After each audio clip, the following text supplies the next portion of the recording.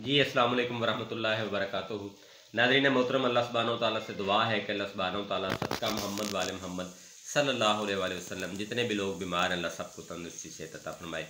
नाज़रीन मोहतरम, इस्तिस्का यानी पेट में पानी पड़ जाना या फिर ढोल की तरह का पेट फूल जाना और पेट के ऊपर जो है वो नीली धारियाँ जो हैं वो नज़र आना शुरू हो जाना और इसके अलावा पानी की वजह से बहुत ज़्यादा तकलीफ़ होना पेट के ऊपर।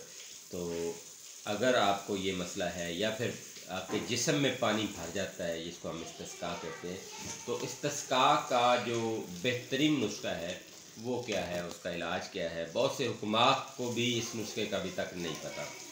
तो ये एक बहुत ही पुरानी किताब है जी हमारे पास। इसका अगर हो सका तो मैं टिकर भी शेयर कर दूँगा नुस्खे का। तो हुक्मा के लिए बहुत फ़ायदा करेगा।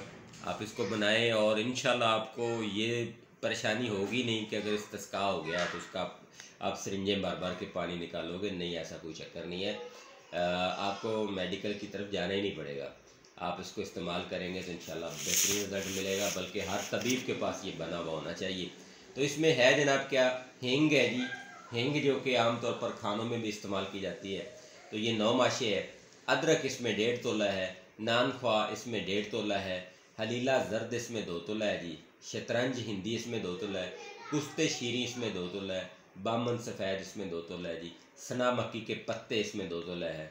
और नमक जो है ना जी लाहौरी, वो इसमें 2 तोला है। तो ये तमाम का तमाम नुस्खा है। इसको आपने क्या करना है, अच्छी तरह से पाउडर बना के मिक्स कर लेना है।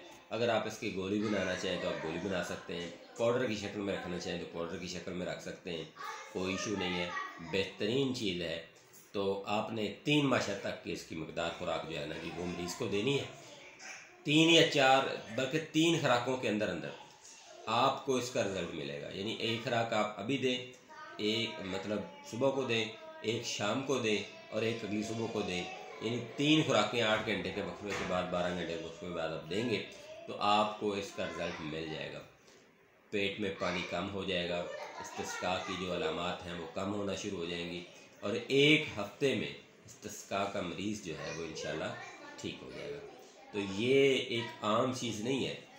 आपको शायद अंदाज़ा होगा कि ये तब होता है जब खुदा न खास्ता गुर्दे जवाब देना शुरू कर देते हैं या फिर जिगर का कोई ख़ास इशू हो जाता है, तो फिर पेट में पानी जो है वो भर जाता है।